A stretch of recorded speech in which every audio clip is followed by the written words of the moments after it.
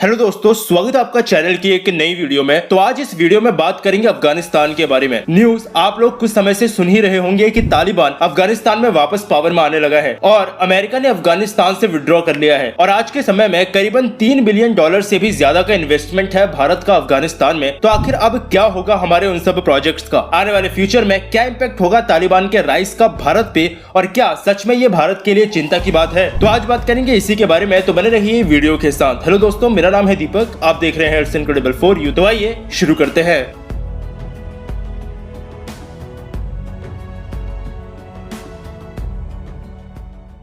तो चलिए भारत के प्रोजेक्ट्स और उनका फ्यूचर जानने से पहले आपको जल्दी से ये बता देता हूँ कि अफगानिस्तान में ये सब क्यों हो रहा है और आखिर इसकी शुरुआत कैसे हुई थी। तो आइए शुरुआत करते हैं 1950s के टाइम से, जब हमारा भारत भी कुछ समय पहले ही आजाद हुआ था। असल में अफगानिस्तान के अंदर हिस्ट्री से ही अनस्टेबिलिटी काफी रही है और इतिहास से ही बड़ी सुपर पावर्स का अफगानिस्तान में रोल रहा है। अफगानिस्तान के एक लैंड लॉक कंट्री होने के साथ ही ये एक डायरेक्ट लिंक का भी काम करता है वेस्ट और ईस्ट एशिया के बीच में। जब भारत ब्रिटिशर्स के कंट्रोल में था तो ब्रिटिशर्स का भी इन्फ्लुएंस रहा था अफगानिस्तान में, लेकिन सेकेंड वर्ल्ड वॉर के बाद यूरोप की लगभग कमर टूट गई थी। उस समय की पावर्स जैसे ब्रिटेन, फ्रांस, जर्मनी लगभग सब कोलैप्स कर गए थे और पावर शिफ्ट हो गई थी दो नई कंट्रीज में जिनका उस समय राइज हुआ, जिनमें पहली थी यूएसए और दूसरी थी यूएसएसआर यानी कि सोवियत यूनियन। लेकिन फर्क था दोनों की सोच में, एक कम्युनिज्म को प्रमोट करती थी और दूसरी कैपिटलिज्म को, और समय आया कोल्ड वॉर का इन दोनों ही पावर्स के बीच में। असल में अफगानिस्तान के आज के हालात के जिम्मेदार कहीं ना कहीं सबसे ज्यादा यही सुपर पावर्स हैं।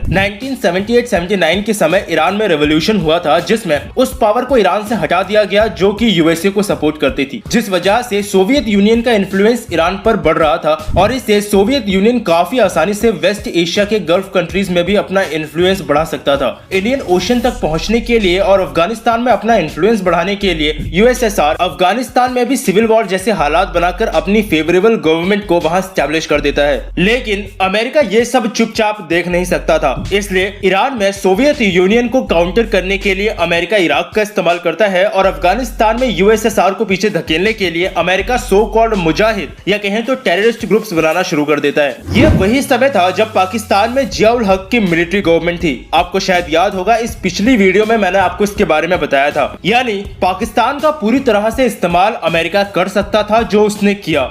अमेरिका, सऊदी जैसी कंट्रीज ने सोवियत यूनियन के इन्फ्लुएंस को खत्म करने के लिए पाकिस्तान को फंडिंग और वेपन्स देने शुरू किए और पाकिस्तान से सो कॉल्ड मुजाहिद बनने शुरू हो गए, जिनका काम था अफगानिस्तान में सोवियत आर्मी से लड़ना। पूरे लगभग 80s के टाइम पे यही चलता रहा और 80s के आखिर में जब सोवियत यूनियन को काफी ज्यादा नुकसान होने लगा तो उन्होंने अफगानिस्तान से विड्रॉ कर लिया। और अगर आपको पता हो तो बिल्कुल इसके कुछ समय बाद ही यानी 90s के शुरुआत में ही पूरी तरह से सोवियत यूनियन भी कोलैप्स कर गया। लेकिन इसका नुकसान भी हो रहा था, वो ये कि उस जगह पर अब बिल्कुल एक नैरो माइंडेड सोसाइटी तैयार होने लगी थी। विमेंस को कोई भी राइट नहीं मिल रहे थे, जो कि जनरली इन तरह की सोसाइटीज में होता है। और इन्हीं बनाए हुए टेररिस्ट के कारण इसका सीधा इम्पैक्ट भारत पर भी पड़ रहा था, जहां कश्मीर में अनस्टेबिलिटी बढ़ती जा रही थी। लेकिन यहां से चीजों में यू टर्न आना शुरू होता है, जिसको कि अमेरिका ने भी शायद कभी एक्सपेक्ट नहीं किया होगा। इन मुजाहिदीन या टेररिस्ट ग्रुप्स को बनाने का अमेरिका का मेन मोटिव था सोवियत को अफगानिस्तान से खत्म करना।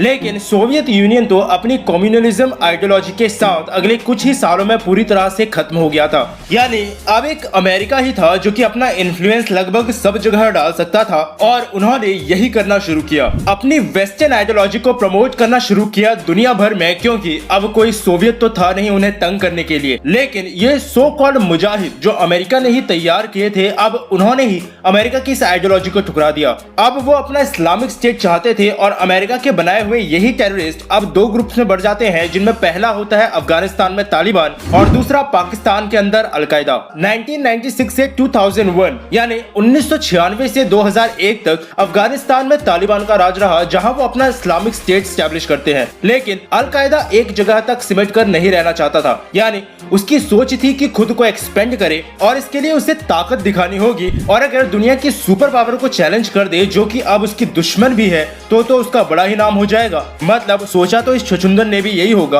और यही सोचकर अलकायदा ने अपना काम कर दिया और 9/11 का अटैक कर दिया अमेरिका में, जिसके बारे में आप लोग सब जानते होंगे। लेकिन अमेरिका ने शायद कभी ये एक्सपेक्ट नहीं किया होगा कि जिन टेररिस्ट को वो तैयार कर रहा है वो एक दिन उसके देश में ही सबसे बड़ा आतंकी हमला कर देंगे। उस समय अफगानिस्तान में तालिबान की गवर्नमेंट थी, जिससे अमेरिका ने बात कर ओसामा बिन लादेन को अमेरिका को देने के लिए कहा, क्योंकि अल-कायदा काफी हद तक उस समय अफगानिस्तान के हिस्सों में भी एक्टिव था। लेकिन तालिबान ने इसके लिए मना कर दिया, जिसके कुछ समय बाद ही नेटो फोर्सेस के साथ अमेरिकन फोर्सेस अफगानिस्तान में इन्वेड कर जाती हैं और यहाँ से धीरे धीरे वो तालिबान को भी खत्म करना शुरू करते हैं और कुछ सालों बाद ही ओसामा बिन लादेन को भी खत्म कर देते हैं। लगभग इसी टाइम पीरियड के दौरान एक डेमोक्रेटिक गवर्नमेंट भी अफगानिस्तान में स्टैब्लिश की जाती है, लेकिन तालिबान असल में कभी पूरी तरह से खत्म हुआ ही नहीं और कम ही सही, लेकिन तालिबान को उनका सपोर्ट मिलता रहा जो कि अमेरिकन आइडियोलॉजी के खिलाफ थे। लेकिन अमेरिकन फोर्सेस के अफगानिस्तान में कंट्रोल होने की वजह से अब हालात इतने ज्यादा बुरे नहीं थे और इसी वजह से इंडिया का भी इतना बड़ा इन्वेस्टमेंट आज अफगानिस्तान में मौजूद है। $3 बिलियन से भी ज्यादा का इन्वेस्टमेंट भारत ने अफगानिस्तान में किया हुआ है, जिसमें स्कूल्स, हॉस्पिटल्स, रोड्स जैसी कई सारी चीजें हैं। अफगानिस्तान में मौजूदा पार्लियामेंट भी भारत की ही मदद से बनाई गई है, जिसके इनॉग्रेशन में हमारे प्रधानमंत्री भी गए थे। और सालमा डैम, इसका नाम पता नहीं आपने सुना है कि नहीं, बहुत पहले मैंने अपनी एक वीडियो में इसको इंक्लूड किया था, जहां मैंने इसे अफगानिस्तान इंडिया फ्रेंडशिप डैम के नाम से आपको बताया था। $290 मिलियन का खर्चा आया था इस पूरे डैम को कंप्लीट करने में, जिसकी कैपेसिटी लगभग 42 मेगावाट की है। लेकिन बड़ा सवाल, क्या अब हमको इन सब प्रोजेक्ट्स की चिंता करने की जरूरत है? शायद हाँ। ये करीबन एक हफ्ते पहले की ही न्यूज है, जहां पर वेस्टर्न हेरात प्रोविंस में इसी सालमा डैम के नजदीक तालिबान ने अफगानिस्तान के 16 सिक्योरिटी पर्सनल्स को मार दिया था।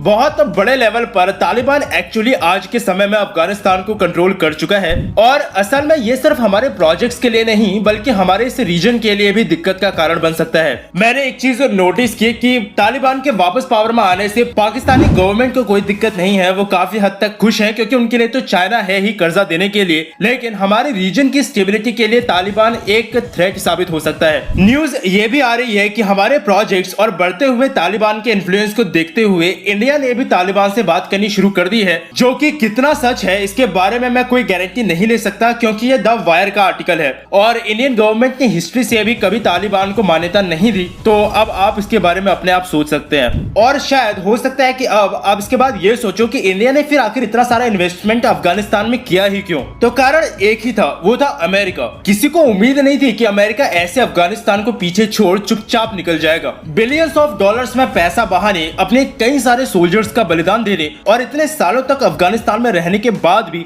अमेरिका ने एक्चुअल में क्या हासिल किया, मुझे तो ये समझ में नहीं आया, क्योंकि आज फिर तालिबान उतनी ही पावर से वापस उठ रहा है। और अगर ये सिर्फ ओसामा बिन लादेन को मारने के लिए किया था तो इतना करने की जरूरत ही नहीं थी। पाकिस्तानी प्राइम मिनिस्टर को ही अगर $1000 का चेक भिजवा देते तो वो खुद ही उसको पाउडर क्रीम लगाकर अमेरिका के पास ले जाते। बाकी तो शायद आप चीजें थोड़ी बहुत समझ गए होंगे। और आपको क्या लगता है अफगानिस्तान की इस सिचुएशन को देखते हुए, मुझे नीचे कमेंट सेक्शन में लिखकर जरूर बताइएगा। और ये रहे मेरे कुछ सोशल मीडिया हैंडल्स, जहां अगर आपने कुछ पूछना हो तो आप मुझसे जुड़ सकते हैं। तो बस अभी के लिए इस वीडियो में इतना ही। मिलता हूं आपसे एक और नई इंटरेस्टिंग टॉपिक की एक नई वीडियो के साथ। तब तक के लिए अलविदा।